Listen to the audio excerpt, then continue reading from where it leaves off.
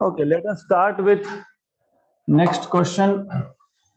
The amplitude of a wave is represented by, so you are given a wave y equal to 0.2 sine of 4 pi t upon 0.08 minus x upon 0.8. This is what is given to you in SI units.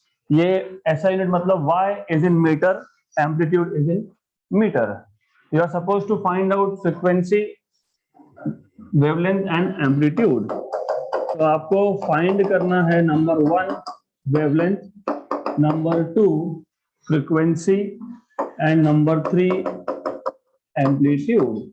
ऐसे type के question में you just have to bring the equation in terms of standard equation and then compare and find out values. So formula that you will need is standard equation of simple harmonic progressive wave. आपको पता होगा a sine of 2 pi t by t minus x by lambda.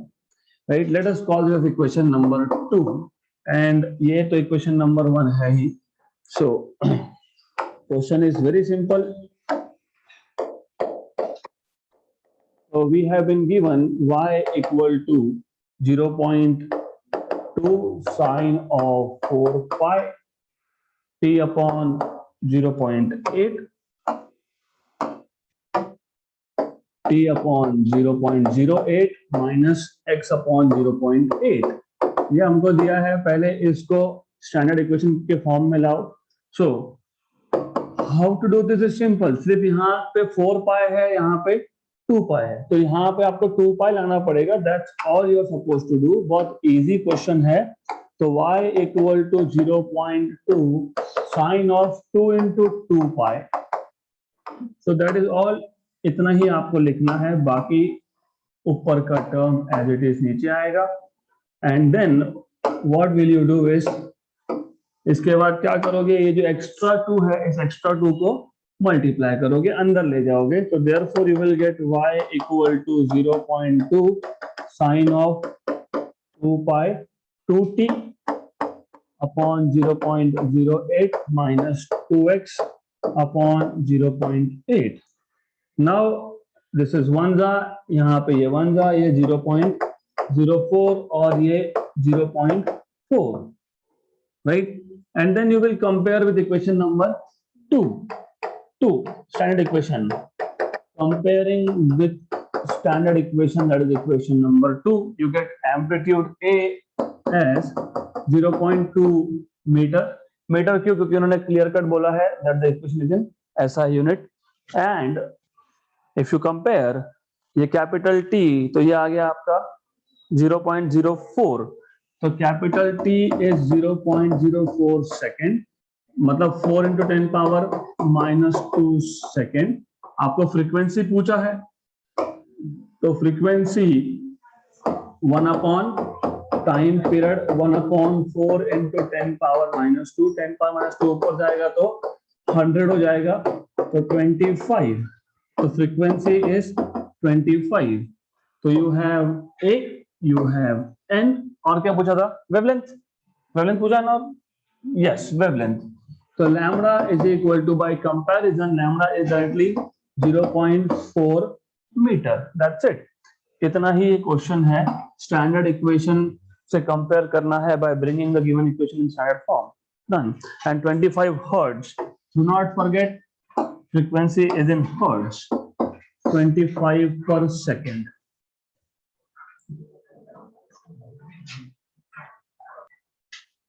Next question. A wave of frequency 500 hertz is traveling with a speed of 350 meter per second. तो आपको frequency दिया है. In the given quantities, what you have, number 1 is frequency, that is 500 hertz. And it is traveling with a speed of, मतलब velocity आपको दिया है 350 metre per second. Both are in SI units. पूछा है आपको what is the phase difference between two displacement at a certain point at times 1 millisecond apart. मतलब basically if you remember, आपके पास जब एक वेव होता है तो इन दिस केस अगर आपने कोई दो पॉइंट्स ले लिए, any two points, this one and this one, let us से, एंड इन दोनों का डिस्टेंस देने की जगह पे इन दोनों का टाइम डिफरेंस दिया है। टाइम डिफरेंस क्यों? बिकॉज जब आप वेव एक मीडियम में भेजते हो तो ये जो पहला पार्टिकल है, पार्टिकल ए, इस पे पहले वेव पहुंचेगा और बाद में पहुंचेगा बी पार्टिकल पे। तो instead of giving you path difference, they are telling you what is the time difference between these two points, right? और आपको पूछा है what is the phase difference, आपको टाइम डिफरेंस दिया है, what is the phase difference between two displacement at a certain point at times 1 millisecond apart? तो time difference दिया है और आपको पूछा क्या है? Phase difference. दूसरे केस में what will be the smallest distance between two points which are 45 degrees out of phase at an instant of time? For example, आपको पता है, you already know कि ये जो पॉइंट होगा ये मीन पोजीशन पे है, ये पॉइंट उसके एक्सट्रीम पे है, तो दोनों में एंगल कितना? 90, मतलब the phase difference is 90 pi by 2। एक और पॉइंट होगा somewhere over here, इस पॉइंट में और मीन पोजीशन पे जो पार्टिकल है उस पॉइंट में there is phase difference of 45 degrees pi by 4 radian, और they are asking you कि इन दोनों पॉइंट्स में जिसमें फेज डिफरेंस 45 है उन दोनों में पाथ डिफरेंस कितना है? What will be the smallest distance, मतलब difference of path, distance मतलब path difference, okay? So question is really simple. First of all, you need to understand कि पूछा क्या है। तो केस नंबर 1 में आपको पूछा है फेज डिफरेंस, केस नंबर 2 में आपको पूछा है पाथ डिफरेंस, ओके? तो पहले क्वेश्चन को समझ लो, that they are asking you what is phase difference and what is path difference, right? So you are supposed to find out number 1. पहले केस में आपको पूछा है what is the phase difference.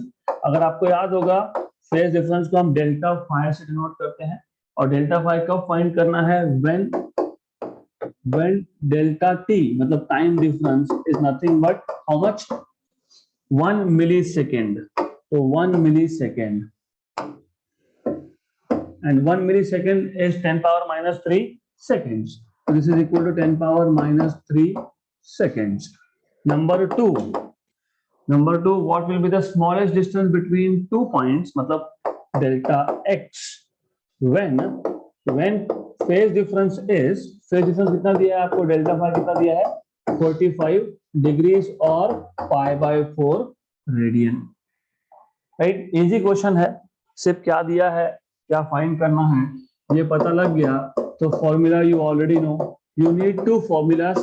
Number 1, एक तो अगर आपको याद होगा सुपरपोजिशन ऑफ वेव में हमने फेज डिफरेंस और पाथ डिफरेंस का रिलेशन एक फॉर्मूला लिखा था। If you remember, delta x path difference equal to lambda by 2 pi into phase difference, या तो उल्टा, phase difference is 2 pi by lambda into path difference. दोनों तरीके से लिख सकते हो आप, ऐसा भी लिख सकते हो, डेल्टा एक्स, एक्स मतलब पाथ, मतलब मीटर, तो इधर ऊपर पहले लेंथ आना चाहिए, वेव लेंथ आना चाहिए, नीचे एंगल और डेल्टा फाई एंगल कैंसल, तो डायमेंशनली आना चाहिए लैम्डा। या फिर आप इसको ऐसा भी लिख सकते थे, delta phi phase difference is 2 pi by lambda into path difference. ये भी लेंथ है, ये भी लेंथ है, लेंथ कैंसल, ये एंगल तो ये भी angle. So you have to remember one of this formula. अगर आप लेफ्ट हैंड साइड पे if you are writing delta x, मतलब लेंथ है ये, तो राइट हैंड साइड पे ऊपर आएगा लेंथ, नीचे आएगा एंगल, तो delta phi also angle, angle cancel, तो लेंथ इक्वल टू लेंथ। अगर आप फेज डिफरेंस लिख रहे हो डेल्टा फाई, तो ऊपर राइट हैंड साइड पे 2 पाई आएगा, नीचे वेवलेंथ, और पार्ट डिफरेंस ऊपर न्यूमरेटर में, लेंथ कैंसल, तो एंगल इक्वल टू एंगल। तो this is how you are supposed to remember. दोनों में से कोई भी एक चीज याद रखो and then it is easy, not difficult. Number 2, second formula that you will need is V equal to n lambda. Why? Because of course दोनों इक्वेशंस में वेवलेंथ इन्वॉल्व है, आपके पास वेवलेंथ का इंफॉर्मेशन नहीं है, आपके पास n और v है, तो वेवलेंथ फाइंड करना पड़ेगा, तो v equal to n lambda, that is what you are going to need. Okay, तो नंबर 1, केस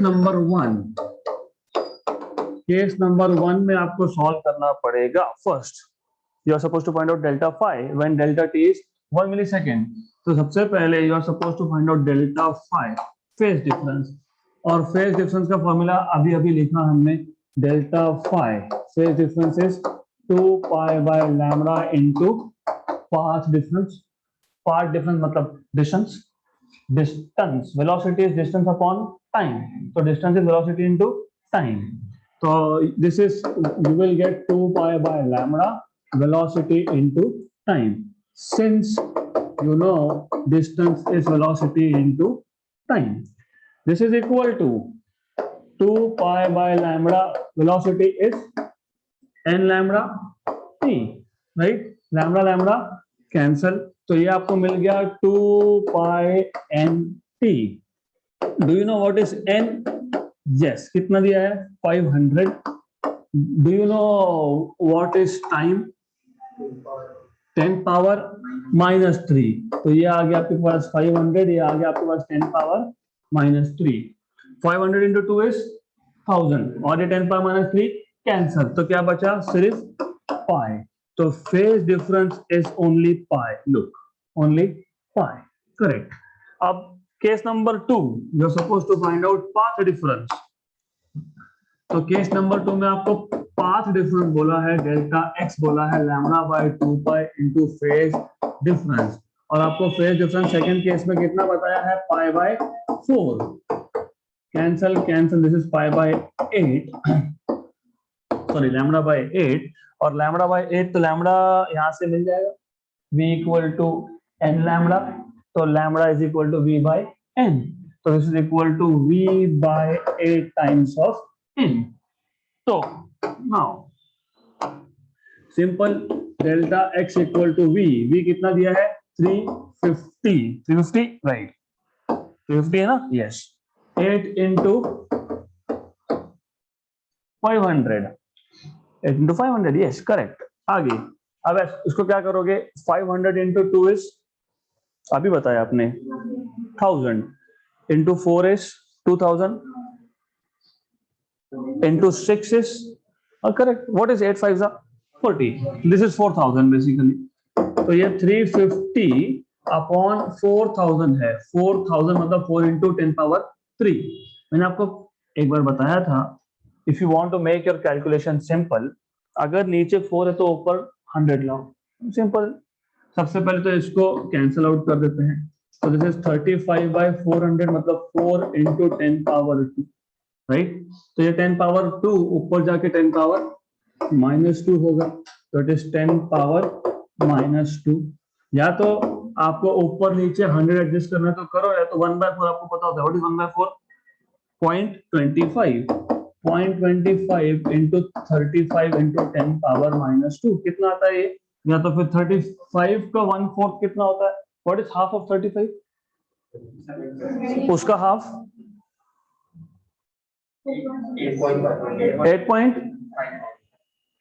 8.75, तो दैट इज 8.75। सिर्फ आपको 35 का 1/4 करना है, that is 8.75 into 10 power -2। Okay, तो do you see it is 8.75 centimetre, क्योंकि यहाँ पे हमारे पास आएगा ये मीटर में, तो मीटर से सेंटीमीटर में 8.75 सेंटीमीटर। तो सिंपल सा क्वेश्चन था, delta x is lambda upon 2 pi delta phi, put value of delta phi pi by 4, तो आपको लैम्डा बाय 8 मिला, lambda is v by n, put v and put value of n and solve, that's it. इतना ही करना था आपको, so simple.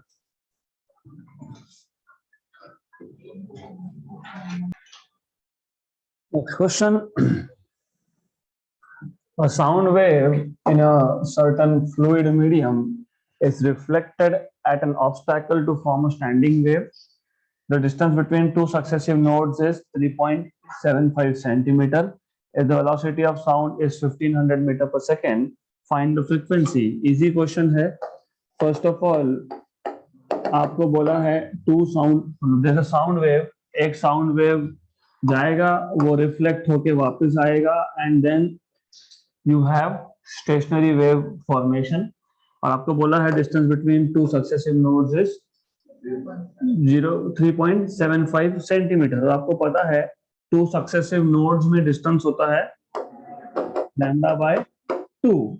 तो x equal to lambda by 2, ये x की वैल्यू आपको दी है, तो x value is given to you which is lambda by 2, that is equal to 3.75 centimetre. तो यहां से आपको मिल गया लैम्डा इक्वल टू 3.75 इंटू 2 इज कितना, 7.5, तो इट इज 7.5 सेंटीमीटर से मल्टीप्लाई बाय 2 किया तो 7.5 इंटू 10 पावर -2 मीटर, ये आ गया आपके पास वेवलेंथ। और आपको वेलोसिटी ऑफ साउंड दिया ही है, it is 1500 metre per second, 1500 metre per second. और आपको फ्रीक्वेंसी पूछा है, you are suppose to find out what is frequency n, and of course you know v equal to n lambda। तो you already know कि आपको पता ही है v equal to n lambda। तो frequency n is v by lambda। v की value 1500, lambda की value 7.5 into 10 power -2। तो easy है, this is simple, very easy. एक काम करो, ये 7.5 का भी पॉइंट हटा देते हैं यहाँ से, and will write here as -3। तो ये -3 लिखने की वजह से what you will get is, अब इजी हो गया बिकॉज दिस इज, ये 1 जा, ये 20 जा, है ना, और ऊपर जाएगा ये, तो 20 इंटू 10 पावर 3 मतलब 20 किलो हर्ट्ज, क्योंकि 20 और 10 पावर 3 किलो, तो 20 किलो हर्ट्ज। सो बेसिकली ये मैक्सिमम वैल्यू ऑफ साउंड है that we humans can hear, because we can hear only from 20 hertz to 20,000 hertz. Next question, two sources of sound are separated by a distance of 4 meters when both emit sound with same amplitude and frequency। So first of all, what is given to us, let us note down question, वापस एक बार revisit करेंगे, देखेंगे क्या बोला है exactly। both emit sound with same amplitude मतलब A1 equal to A2 equal to A and frequency is also same, so N1 equal to N2 equal to N, that is equal to 330 hertz। तो ये आपको given data में दिया है, but they are 180 degree out of phase, मतलब दोनों में phase difference है 180 डिग्री का। इसका मतलब एक का कंप्रेशन एक दूसरे के रेयर फ्रैक्शन के साथ ओवरलैप होगा, ओके, इनिशियल ओवरलैप होगा। At what point between the two sources will the intensity of sound be maximum?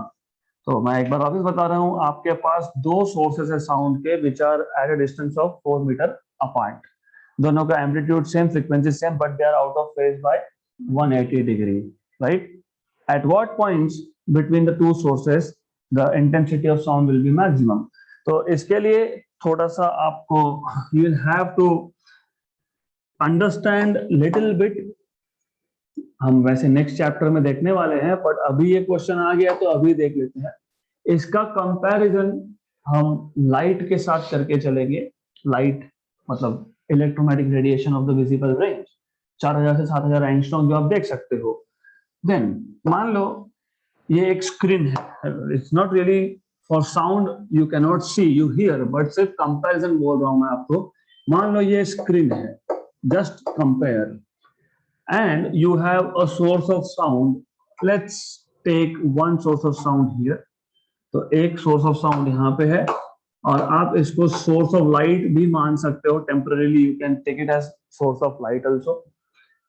होता क्या है कि इन दोनों में से जो भी लाइट या फिर जो भी वेव निकलेगा, इन जनरल वेव, वो लाइट है या साउंड है बाद में देखते हैं, इनमें से जो वेव निकलेगा, अगर लाइट है तो यहां से जो वेव निकलेगा वो इस स्क्रीन पे अलग अलग पॉइंट्स पे मीट होगा, and you know when two waves reach at a point simultaneously, there is interference.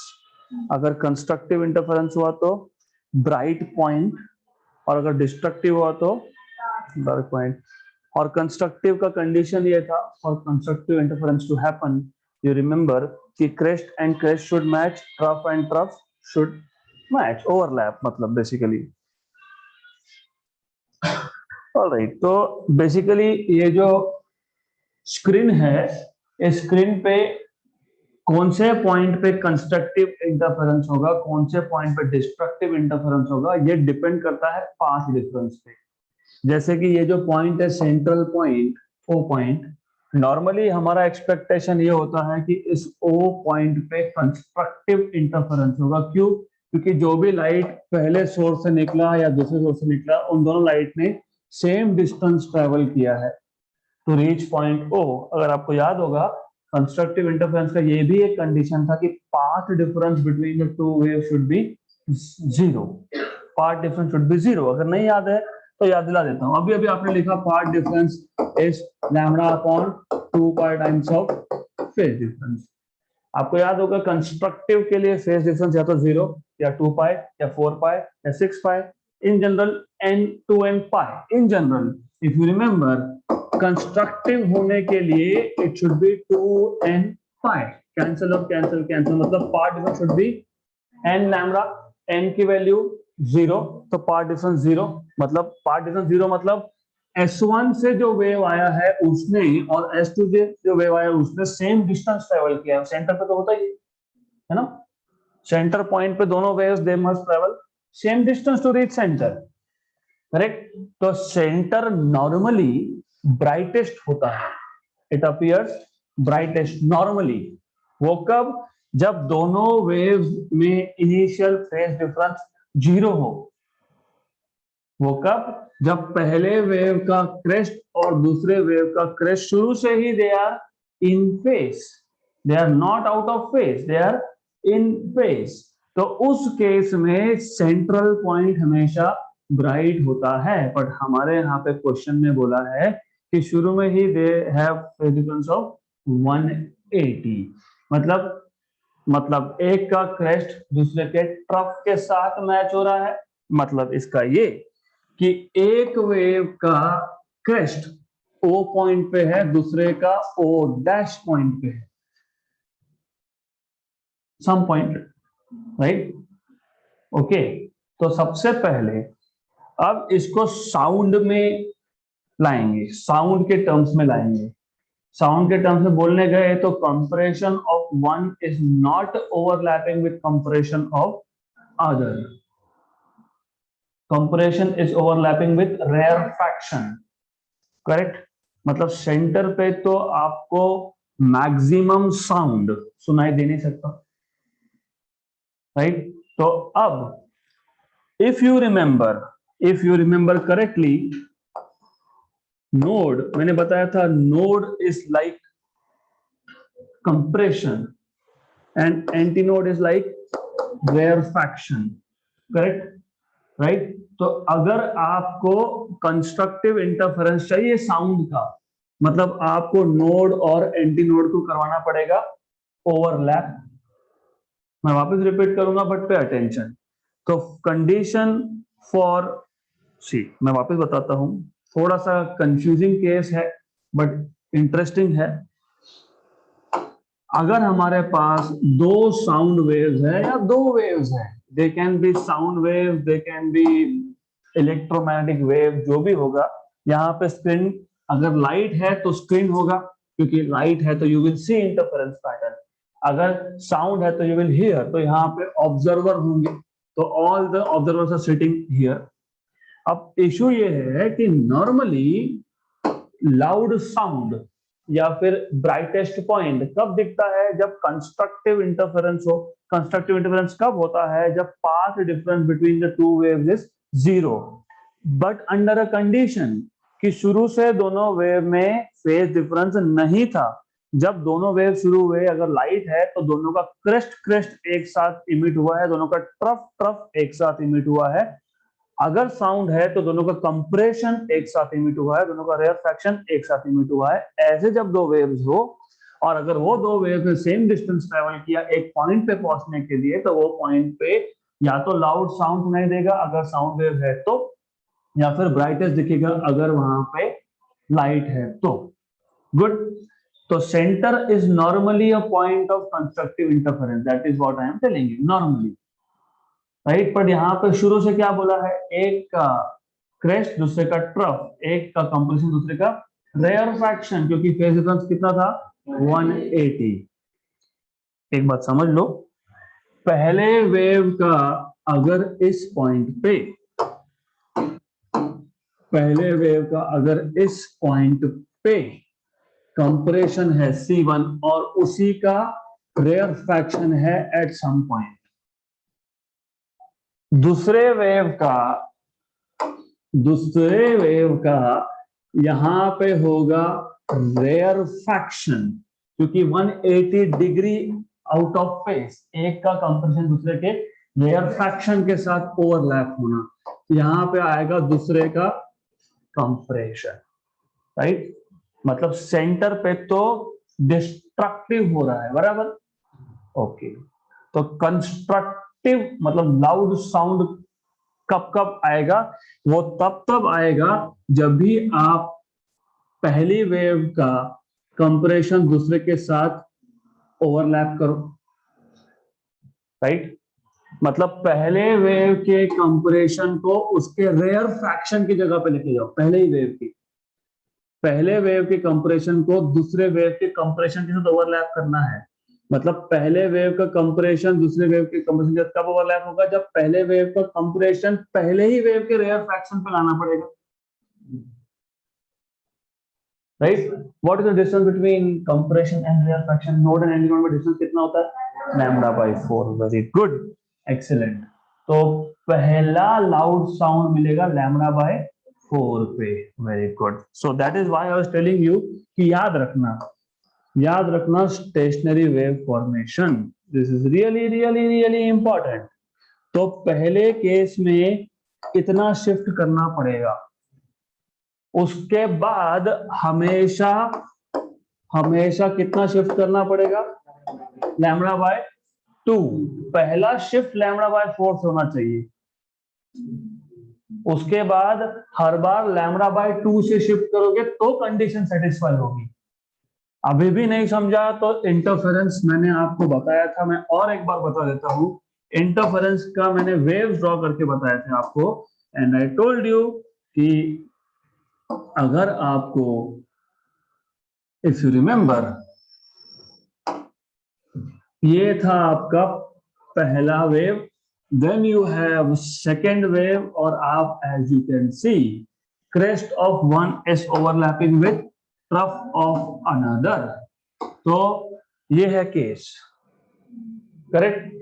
अगर आपको याद होगा दिस डिस्टेंस इज वेवलेंथ, हमको अगर कंस्ट्रक्टिव इंटरफेरेंस चाहिए तो हमको एग्जैक्टली सेकेंड वेव को हाफ वेवलेंथ से शिफ्ट करना पड़ेगा, so that trough and trough, crest and crest overlap. तो पहला शिफ्ट कितने से करोगे इस केस में, λ/2 से, इस केस में λ/2 से। पर स्टेशनरी वेव्स में λ/4, राइट। और अगली बार जब आपको कंस्ट्रक्टिव चाहिए, पहली बार λ/2 से शिफ्ट किया, अगली बार फिर लैम्बडा, करेक्ट। वो होता है सुपरपोजिशन ऑफ वेव्स। हमारे पास लूप है, लूप में पहली बार आपको नोड को मतलब कंप्रेशन ऑफ फर्स्ट वेव को कंप्रेशन ऑफ सेकंड पे लेके जाना है। तो पहली बार शिफ्ट कितना करेंगे, λ/4, दूसरी बार कितना करेंगे, फिर कितना करेंगे, वेरी गुड, डन। तो इतना अगर आपको समझा है तो क्वेश्चन खत्म। अब let us write it in a proper way. First of all, you have amplitude, same, you have frequency, आपको दिया है 330, okay। Then what else is given to you is delta phi, 180 degree का phase difference है। तो what you will need is lambda. How will you find out lambda? V equal to n lambda. Very good. So tell me one thing. Do you know what is V? 330 metre per second. नहीं भी बोला होगा तो two sources of sound in air speed is 330 metre per second. तो V is 330 metre per second. तो easy सबसे पहले आपको फाइंड करना पड़ेगा वेवलेंथ. तो wavelength is V by N, that is equal to 330 by 330, क्योंकि N is 330, V is 330, तो lambda is 1 metre. Correct? Good. अब एज आई टोल्ड यू, यहां पे पहले इनिशियली फेज डिफरेंस इज 180, तो पहला loud sound will be at lambda by 4, then lambda by 2, then next lambda by 2, so on so forth. तो how will you write this? Easy है लिखना, आपको सिर्फ एक्सप्लेन करते आना चाहिए. यहां पे आप बोलोगे since what? Initial phase difference between the two sources of sound is, between two sound waves भी लिख सकते हो, sound waves is 180. Hence the first maxima, मतलब loud sound, will be at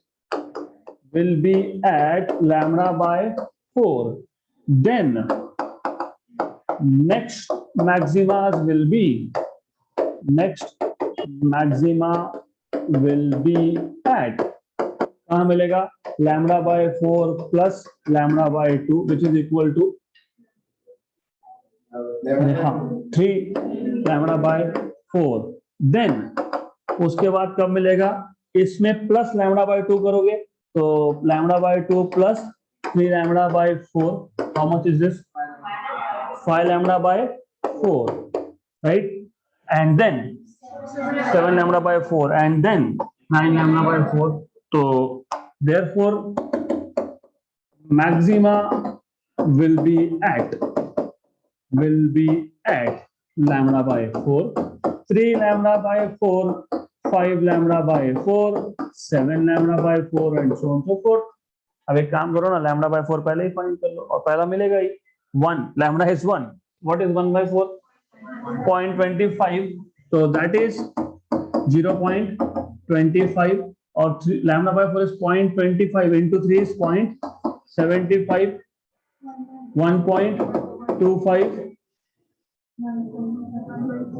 0.25 into 7, 25 7 is 1.75, so on so forth.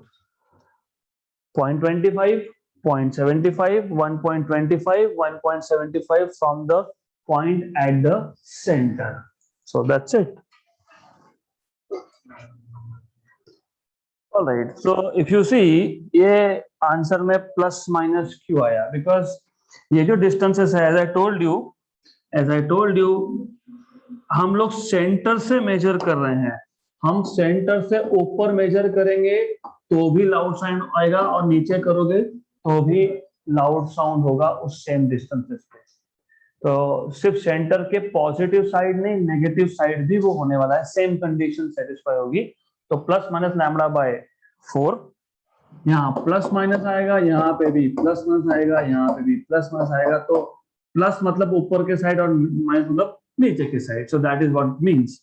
So you will have this conditions on the both sides of the centre. That is why plus minus. Next question. Two sound waves travel at a speed of 330 meter per second. If their frequencies are also identical frequencies मतलब same frequencies, and are equal to 540 hertz, what will be the phase difference between the waves at points 3.5 meter from one source and 3 meter from the other if the sources are in phase? Good. This question is more or less related but simple. उससे ज्यादा simple है ये, क्योंकि आपको सीधा सीधा v की value दी है 330 मीटर पर सेकेंड, और दोनों का फ्रीक्वेंसी भी बोला है आपको equal, which is 540 hertz. And then what will be the phase difference between the waves at points? पहले सोर्स से डिस्टेंस कितना 3.5, दूसरे से कितना 3, तो सीधा सीधा आपको पार्ट डिफरेंस बता रहे हैं कि पार्ट डिफरेंस है x1 माइनस x2। उसमें आपको x1 बता दिया 3.5 मीटर और x2 बता दिया 3 मीटर, तो आपको सीधा सीधा पार्ट डिफरेंस बता दिया x1 minus x2, 3.5 minus 3 is 0.5 metre. तो आपके पास स्ट्रेट अवे पाथ डिफरेंस है, और आपको पूछा क्या है phase difference, right? What will be the phase difference? You are supposed to find out delta phi, and of course हमने अब इतने सारे एग्जांपल्स में ये डेल्टा फाई का फॉर्मूला यूज किया है। What is delta phi? 2 pi by lambda into delta x. So also you will need, आपके पास वेवलेंथ नहीं है बट v और n है, तो you will need to use v equal to n lambda। तो सिंपल सा, वेरी सिंपल क्वेश्चन। तो यू नो डेल्टा फाई आपको फाइंड करना था, फेज डिफरेंस आपको फाइंड करना था, which is 2 pi by lambda into part difference which is 2 pi by lambda, but lambda is v by n, तो v by n, तो n गया ऊपर और यह आ गया आपके पास delta x।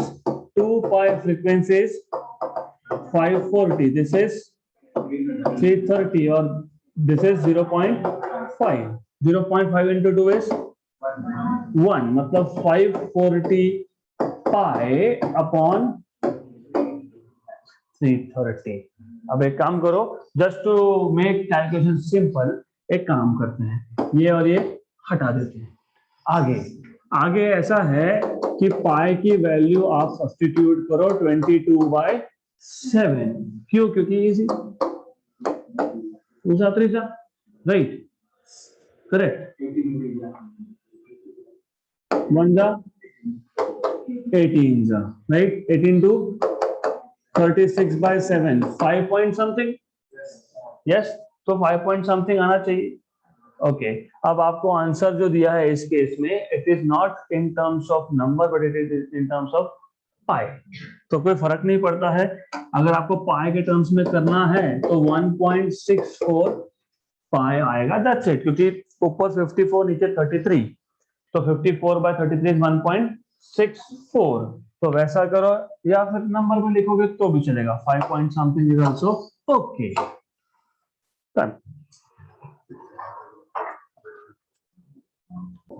Next question. 2 wires of the same material, very good. The moment you see same material, मतलब M1 equal to M2 equal to N. This is not mass, this is linear mass density. तो जैसे ही wire same बोला है, same material बोला है, तो linear mass density constant. Same cross sectional area मतलब radius same, area same, तो same cross sectional area मतलब एरिया और radius same on a sonometer. Okay, one wire is loaded with 1.5 kg, 2 sonometer wire है, मतलब 2 sonometer arrangement है, 2 wire है, एक पे आपने लोड लगाया 1.5 kg का, and another is loaded with 6 kg। अगर आपको याद होगा तो tension was mg, sonometer wire में टेंशन जो आप प्रोड्यूस करते हो it is with the help of load, और पहले केस में लोड कितना 1.5, तो 1.5 G आपके पास आ गया tension in the string. First string का टेंशन है 1.5 G। I am not writing putting value of G for some reason, समझ में आ जाएगा बाद में। T2 is M2G which is 6G, right?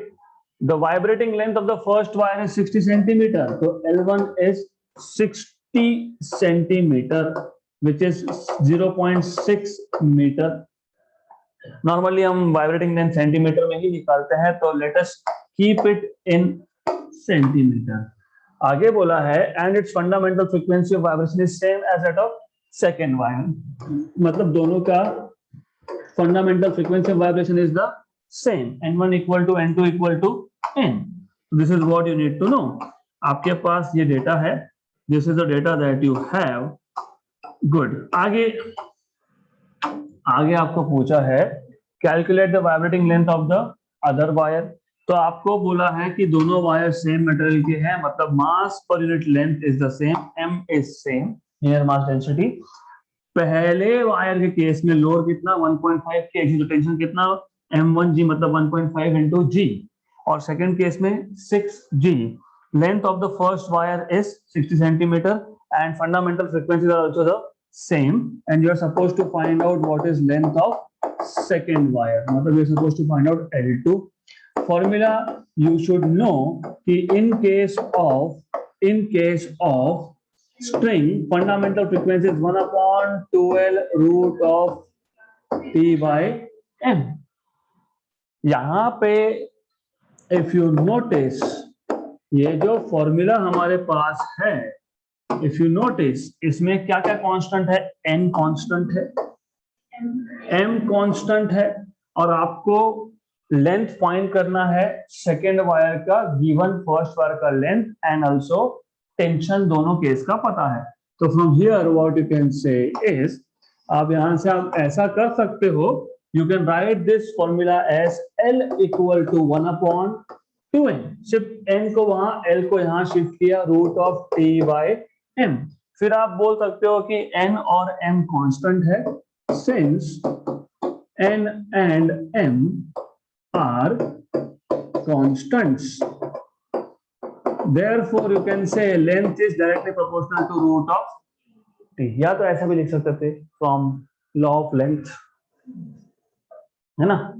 नहीं, उसमें fundamental frequency is inversely proportional to length. It is not length is proportional to root of tension. यहाँ पे prove करना पड़ेगा, therefore you will have L2 by L1 equal to root of T2 by T1, therefore L2 equal to root of T2 6G upon T1 is 1.5G, और यहाँ पे आएगा L1 1 जा and 4 जा, what is, है ना, 6 upon 1.5 is 4, what is root of 4? 2 times of L1, what is L1? 60, मतलब 120 centimeter should be the length of second wire. Done. Next question. A pipe closed at one end, जैसे ही आप ये पढ़ोगे pipe closed at one end, you should remember only odd harmonics are present. Very good. A pipe closed at one end can produce overtones. Overtones, वो आपको frequencies नहीं बोल रहे हैं, directly बोल रहा है overtones at frequencies 640, 896 and 1152 hertz. Calculate the fundamental frequency. सबसे पहले you should know, आपके पास 640 और 896, इसमें 256 का डिफरेंस है, देन 896 और 1152 में अगेन 256 का डिफरेंस है, मतलब यहाँ पे सक्सेसिव ओवरटोन्स दिए हैं आपको। मतलब अगर पहला ओवरटोन P होगा, पहला मतलब पहली फ्रीक्वेंसी 640 हर्ट्ज के लिए अगर मैं Pth ओवरटोन मानता हूं, तो दूसरा होगा P+1, उसके बाद होगा P+2। रिमेंबर दिस, हमको पता नहीं है कि ये ओवरटोन कौन से नंबर का है, क्योंकि जब फंडामेंटल फ्रीक्वेंसी नहीं पता होती तो ओवरटोन कैसे बताओगे। इफ यू रिमेंबर, आपके पास अगर पहला ही फ्रीक्वेंसी 10 हर्ट्ज का है फंडामेंटल, और pipe closed at one and है, तो उस केस में दूसरा फ्रीक्वेंसी मतलब फर्स्ट ओवरटोन आता है 30, n 3n 5n 7n 9n 11n, ऐसा होता है ना। तो अगर आपको पहला फ्रीक्वेंसी पता है तो आपको दूसरा पता है, फिर आपको तीसरा पता है। You know, if 10 is the fundamental, then 30 is first overtone, 50 is second overtone, 70 is third overtone. But when you don't know, आपको पता ही नहीं फंडामेंटल क्या है, कौन सा फ्रीक्वेंसी फंडामेंटल है, तो here there are three frequencies you cannot tell, आप बता ही नहीं सकते यहाँ पे कि 640 कौन से नंबर का ओवरटोन है, उसके बाद 896 कौन से नंबर का ओवरटोन है, उसके बाद 1152 कौन से नंबर का ओवरटोन है, यू कैन नॉट टेल। तो हमको क्या करना पड़ेगा, सबसे पहले हमको डिफरेंस देखना होता है यहाँ पे 256, फिर अगले में वापस से 256, मतलब ये सक्सेसिव ओवरटोन्स है। उसमें से पहले को मान लिया P, तो अगला होगा P+1, उसका अगला होगा P+2। तो first of all what you have been given is, इसमें पहले लिख दो, since the difference between the difference between consecutive the difference between consecutive frequencies is successive frequencies is between given successive is better to say between given successive frequencies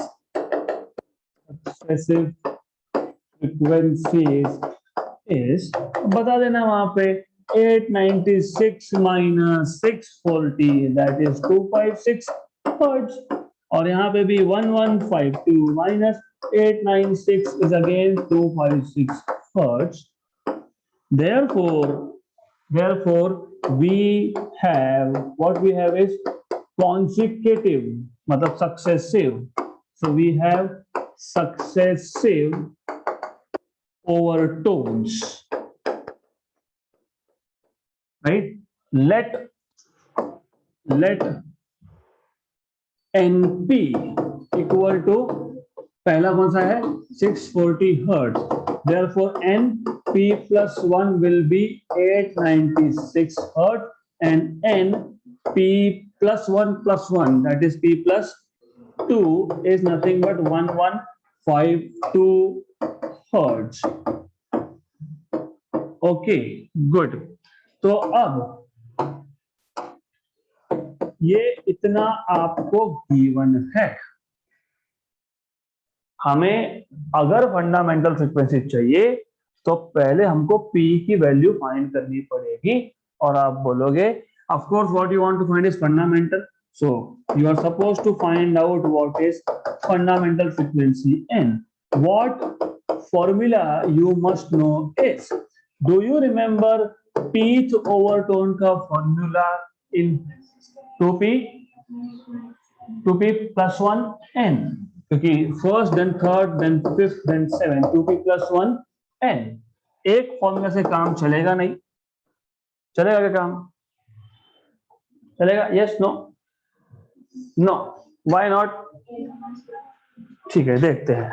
let's see if we can और if we can not. तो अब I will leave some space here. अगर लगा तो दूसरा formula लिख लेंगे. तो सॉल्यूशन सिंपल. आपके पास NP कितना है 2p plus 1. तो NP plus 1 कितना होगा? 2p plus 1 into n. What I am saying is, याद रखो, solution is extremely simple. What I am saying is, ऐसा है, अगर आपके पास pth overtone 2p plus 1 है तो p plus 1 overtone आएगा 2p plus 1 n. सिर्फ p की जगह पे you will be substituting p plus 1. So this is equal to, अभी ये वैल्यू भी दी है कि नहीं हमको? कितना दिया है? 640 hertz. ये NP plus 1 it is 2p plus 2 plus 1 मतलब 3. तो ये आ जाएगा 2p plus 3 times of fundamental frequency n. Okay, and this is how much? 896 hertz. Equation number 1, equation number 2, इन दोनों को कर दो divide. Therefore NP upon NP plus 1 equal to 2p plus 1 by n upon 2p plus 3 into n. And then cancel. This is 640 upon 896 upon 896. यहाँ पे 896 आएगा. This is equal to 2p plus 1 upon 2p plus 3.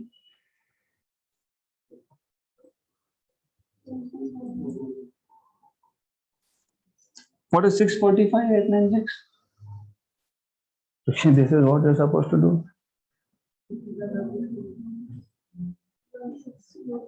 What is 325 za? 32 5 za? नहीं 160. So This is, if I'm not wrong, it is 5/7. किसका 5 by किसका 7 वो देखो आप, किसका 5 किसका 7. What is 128 5 जा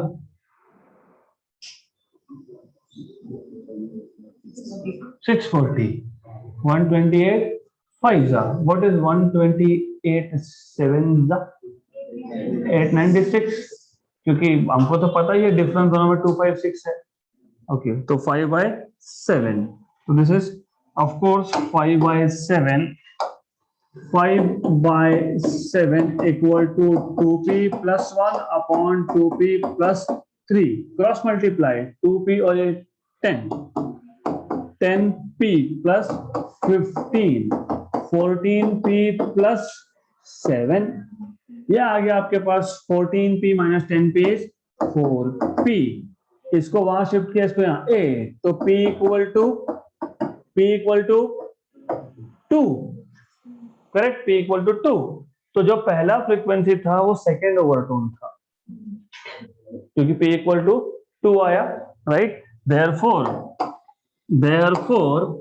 np which is equal to 640 is nothing but, अब तो डालो ना यहाँ पे वैल्यू 2 into 2. p की वैल्यू कितनी आई 2. अरे you are thinking a lot, you are basically thinking a lot. np का फॉर्मूला लिखा है क्या आपने, 2p plus 1. p की वैल्यू कितनी आई 2, और वो n भूलना मत. तो यहाँ पे क्या लिखेंगे हम लिखेंगे 2 और 2 into 2 plus 1 into n equal to 640. This is 5n equal to 640. तो n equal to कितना 128. तो आ गया फंडामेंटल फ्रीक्वेंसी एज 128 हर्ट्ज. तो ये 128 हर्ट्ज का फंडामेंटल फ्रीक्वेंसी है, और यही हमको फाइंड करना था, कैलकुलेट फंडामेंटल फ्रीक्वेंसी, ऐसा बोला था आपको.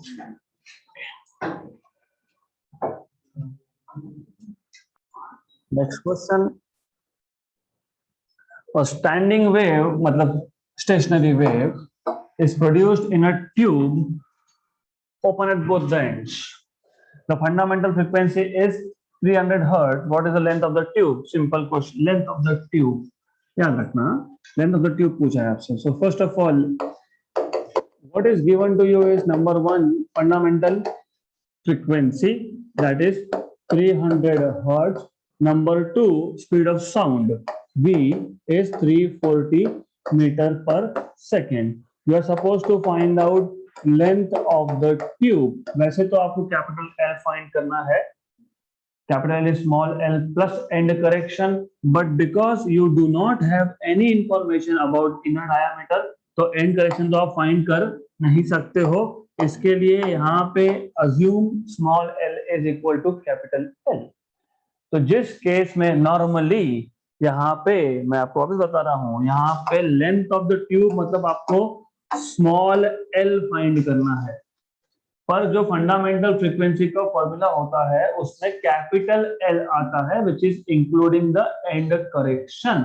पर क्योंकि यहाँ पे एंड करेक्शन आप फाइंड नहीं कर सकते हो, क्यों नहीं कर सकते, क्योंकि इनर डायमीटर आपको दिया नहीं है.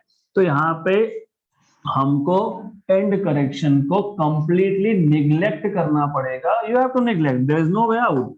और आपको फॉर्मूला पता ही होगा, आपको पता होना चाहिए, n equal to v upon 2l, क्योंकि यहाँ पे ये open at both the ends है. अगर open at close at one end होता तो नीचे 4l आता. Very good. तो extremely simple question. n is v by 2l, तो l is v by 2n. v is 340, 2 into n, n is 300.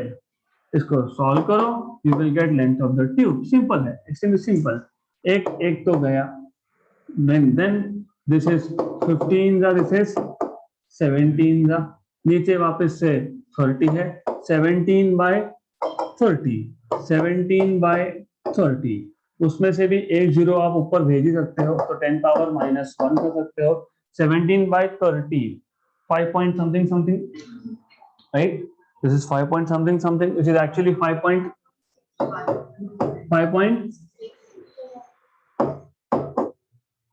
हाँ, अगर ऐसा नहीं पता कि कहाँ से आया तो और एक तरीका है।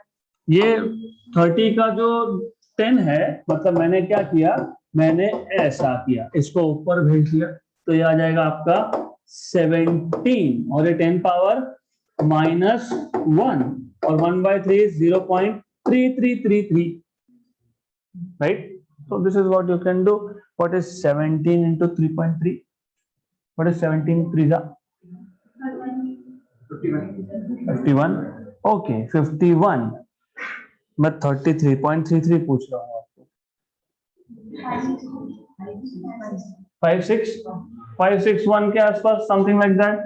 तो ये रफली अप्रोक्सीमेटली आप करोगे तो this is 5.6 something something into 10 power -1, मतलब इट इज 0.56 मीटर। हो गया question solve, done.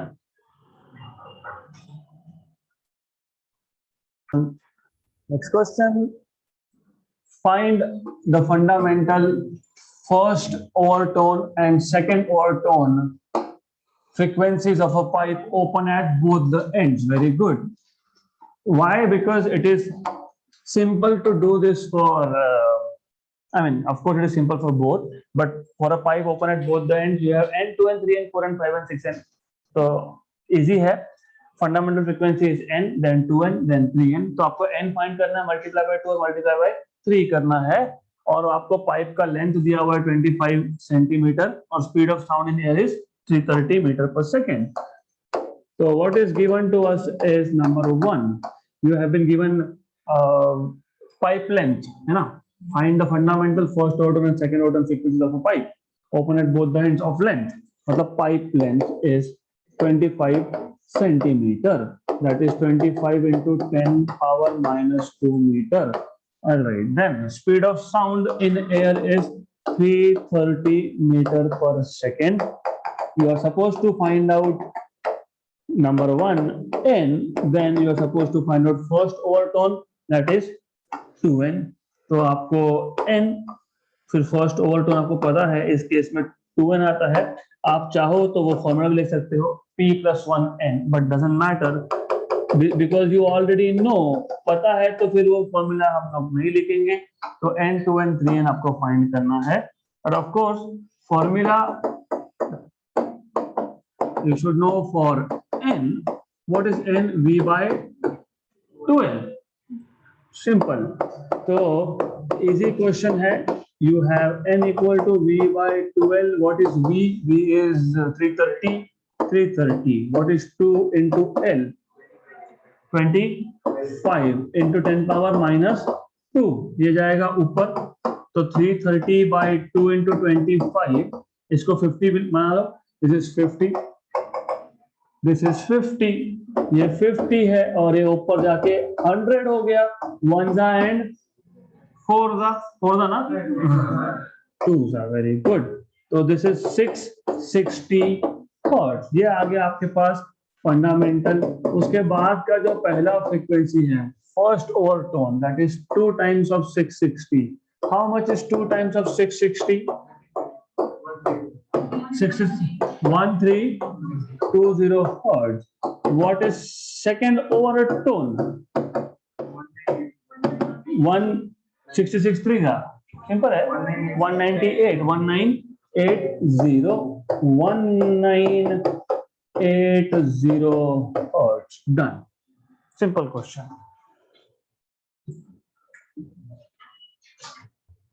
Next question, a pipe open at both the ends has a fundamental frequency of 600 hertz। the first overtone of a pipe closed at one end, first overtone of pipe closed at one end has the same frequency as first overtone of the open pipe। how long are the two pipes? तो first of all आपको दिया क्या है, आपको given quantities में सबसे पहले fundamental frequency of open pipe दिया है, तो NO ये आपको दिया है 600 हर्ट्ज। उसके बाद आपको बोला है for a pipe closed at one end first overtone का frequency is equal to the first overtone of pipe open at both ends. So first overtone of a pipe closed at one end. First overtone of a pipe closed at one end. इसका frequency is equal to the frequency of first overtone of open pipe. Right? ये आपको बताया है. How long are the two pipes? So you are supposed to find out length of the two pipes. So number one, length of closed pipe, and number two, length of open pipe. Small L या capital L यहाँ पे हम and correction ले नहीं रहे हैं, तो do not get confuse because we are neglecting end correction here. तो अब बहुत इजी है formula, definitely you need to know formula. Formula, which formula you will need is number one, fundamental frequency for open pipe is V by 2L। ये हमको जरूरत पड़ेगी इसकी, why? Because V if it is air is 330 metre per second, and वहां से आपको LO मिल जाएगा। Number two, you should know first overtone of a closed pipe is 3 times of its fundamental. तो आपको पता क्या होना चाहिए, first overtone of closed pipe is 3 times of fundamental, but here 3 times of fundamental is V by 4L। तो this is what you need to know. Then और क्या पता होना चाहिए, तो first overtone of open pipe is 2 times of fundamental of open pipe, that is 2V by LO, और यहाँ पे 2 कैंसल, तो V by LO। इतना पता होना चाहिए। If you know this then you can solve questions. Number one, अब पहले केस में फंडामेंटल फ्रीक्वेंसी आपको पता है, fundamental frequency was V upon 2 times of L0, तो L0 LO length of open pipe is V upon 2 times of NO, और आपको पता है V is how much, 330 upon 2 into 600।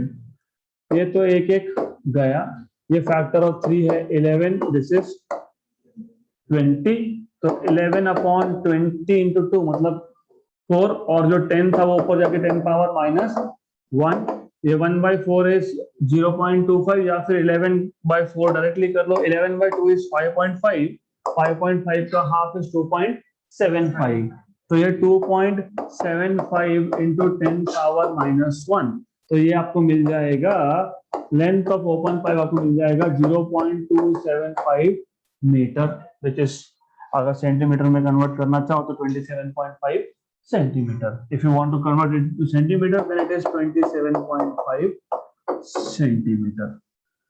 Right, good. तो ये आ गया आपका पहला लेंथ ऑफ ओपन पाइप, ये आंसर चाहिए, दिस इज करेक्ट 27.5।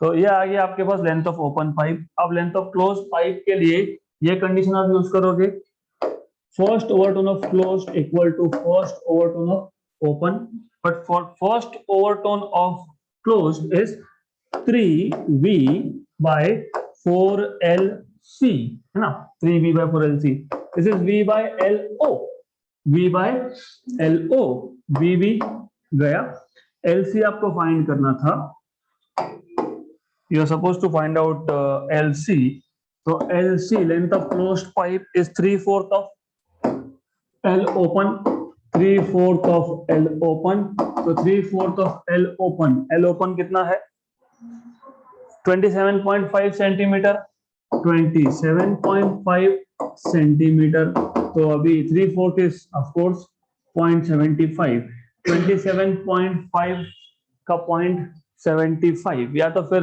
27.5 को डिवाइड बाय 4 करना पड़ेगा। How much is that? अरे 27.5 का 27 का हाफ कितना, 27 का हाफ कितना, क्विक 13.5, 27.5 का कितना 13.75, उसका वापस से हाफ कितना 13.75 का हाफ करना है, तो पहले 13.5 का करो 6.25, 6.75, और ऊपर का जो 0.75, what I am saying is numbers you have to learn how to solve this. ऐसा करना है. मैं आपको बता रहा हूं कि आप पहले ऐसा कर लो. ये ओरली होता है. ये आपने बताया मुझे 13.75. Very good.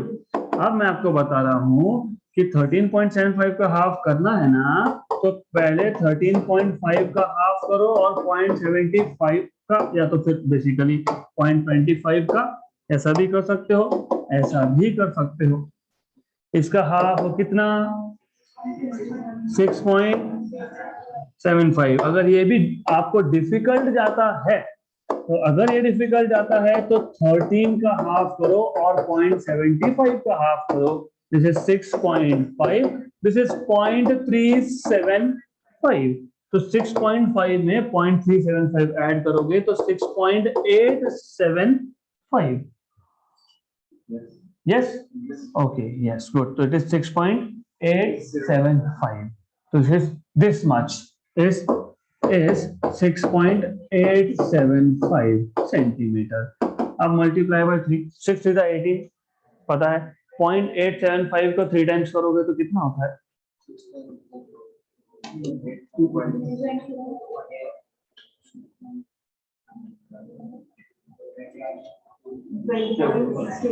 20 point total 20.625 centimeter. Done. Correct. 20.625 centimeter is right answer.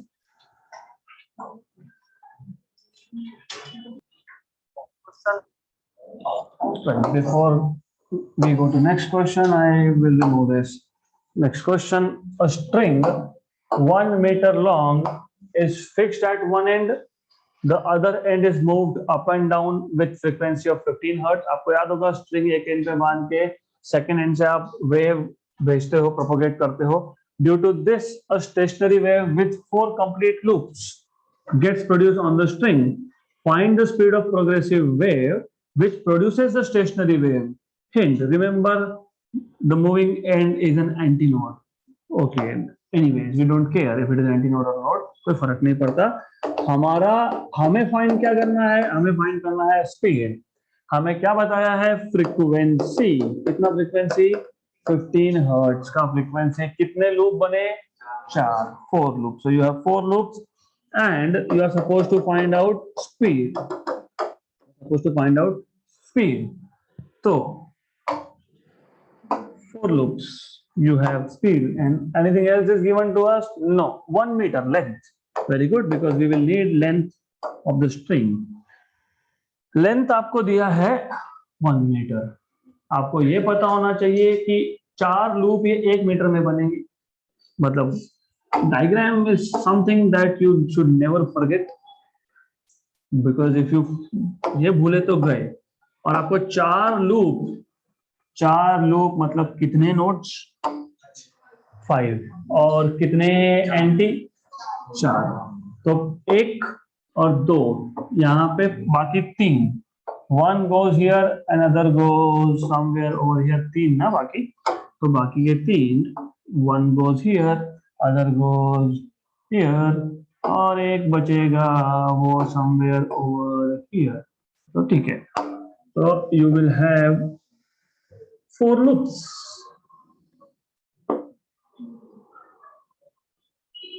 Good. मैं ऐसा क्यों बता रहा हूं? क्योंकि पता होना चाहिए. यहां से यहां तक लैम्डा बाय 2, फिर वापस से यहां तक लैम्डा बाय 2, फिर यहां से यहां तक, एंड देन अगेन. तो total 2 lambda. Total length is 2 lambda. तो आपके पास you have wavelength which is half the length of the string. So from this you have, so solution is simple, because you know length is 2 times of lambda. So lambda is length by 2. Length is 1 meter. 1 by 2. तो half a meter का आ गया आपके पास wavelength. 1 by 2 meter. You are supposed to find out V and lambda. Simple. तो formula as v equal to n lambda. तो ये आप गया आ गया आपके पास सॉल्यूशन एन लैम्बडा। एन कितना दिया है 15 और लैम्बडा इज 1/2, तो 7.5 मीटर पर सेकेंड। डन, यही आंसर है। Good.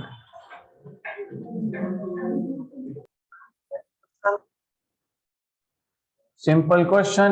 A violin string vibrates with a fundamental frequency of 440 hertz. तो आपको fundamental frequency is 440 hertz that is given to you. What are the frequencies of first and second overtone? So violin string is basically nothing but stretch string, and if you know, for the case of stretch string, all the harmonics are present. मतलब first overtone is second harmonic, second overtone is third harmonic. मतलब 440 को एक बार 2 से multiply करो 880 मिलेगा, एक बार 3 से multiply करो तो you will get first overtone as 2n, 2 into 440 that is 880 hertz, and then second overtone is 3n, that is 3 into 440. How much is this? 1320 hertz. Done. And you don't need to write this because this is very simple, extremely simple. Or answer yes, it is correct. Up next question and the last one, very important, extremely important, क्योंकि JEE NEET CET में इस type के question आते हैं. A set of 8 tuning forks is arranged in a series of increasing order of frequencies. मतलब आपके पास first of all, let's say you have 8 tuning forks which are arranged in order of increasing frequencies. तो आपके पास something like this you have. Really important question. So you need to pay complete attention here. तो ये पहला है, ये दूसरा है, ये तीसरा, चौथा, पांचवा, 6th and 7th and 8th. So what you have is n1 less than n2 less than n3 less than n4 and ऐसा आपके चलते जाएगा up to n8. Increasing order of frequencies बोला है, तो n2 का फ्रीक्वेंसी मतलब सेकंड का फ्रीक्वेंसी पहले से ज्यादा, थर्ड का सेकंड से ज्यादा, फोर्थ का थर्ड से ज्यादा, फिफ्थ का फोर्थ से ज्यादा, so on so forth. Each tuning fork gives 4 beats per second with the next one. मतलब दोनों के फ्रीक्वेंसी का डिफरेंस 4, क्योंकि बीट फ्रीक्वेंसी मतलब basically difference in the frequency of the two interfering waves. Each fork, कोई भी एक उठाओ, it gives 4 beats with the next one. मतलब बेसिकली यहां से आपको मिलेगा n2 minus n1 equal to 4. यहां से आपको मिलेगा n3 minus n2 equal to 4. यहां से आपको मिलेगा n4 minus n3 equal to 4, so on so forth. आपको मिलेगा n8 minus n7 equal to 4. आगे ये बोला है the frequency of last fork मतलब 8 is twice that of the first, right? तो गिवन में आपको बोला है frequency of last fork is twice that of first. Calculate the frequency of first and last fork. You are supposed to find out what is the frequency of first and last fork. All right. So formula as such we don't need here. आपको पता क्या होना चाहिए? From the given data, you have this. You have n2 minus n1 equal to 4. Wait a minute. I will better write this as, ये जो है इसको मैं लिख दूंगा n2 is equal to n1 plus 4. इसको मैं लिख दूंगा n3 equal to n2 plus 4. इसको मैं लिखूंगा n4 equal to n3 plus 4. इसको मैं लिखूंगा n8 equal to n7 plus 4. तो क्या होगा इससे ऐसा होगा n1 plus 4. इसको मैं और एक तरीके से लिखूंगा n1 plus 1 into 4 for some reason, समझेगा इन अ व्हाइल. अब वैसे ही n3 क्या है? n2 plus 4. बट n2 क्या है? n1 plus 4. तो n1 plus 4 plus 4 है ना? n2 is n1 plus 4. तो therefore n3 is n1 plus 8, right? This is n1 plus 8. but 8 is 2 into 4. So n3 is n1 plus 2 into 4. Similarly, n4 will be n3 plus 4. But n3 क्या है? n1 plus 8. तो ये n1 plus 8 plus 4 मतलब n1 plus 12. तो n4 equal to n1 plus 12 मतलब 3 into 4. Right? यहाँ देखो important is यहाँ 2 तो यहाँ पे 1, यहाँ पे 3 तो यहाँ पे 2, यहाँ पे 4 तो यहाँ पे 3. तो similarly you will have n8 equal to n1 plus 7 times of 4. Correct? ऐसा 64 ट्यूनिंग 4 का एग्जांपल नीट में पूछा था. 64 और आई थिंक 128 फॉर जेई. तो सिंपल है. It's really simple. 8 then 7. Good. But wait a minute. Do you see this? And it is therefore 2n1 equal to n1 plus 7 for the 28. So n1 is equal to 28 and n8 which is equal to 2 times of n1 which will be 56. तो अच्छे से लिख लेते हैं. But n8 is 2 times of n1, therefore 2 times of n1 equal to n1 plus 28. Therefore n1 equal to 28 and n8 equal to 2 times of n1 which is 2 times of 28 which is 56 hertz. तो ये आ गया आपके पास final solution and that's the end of this chapter.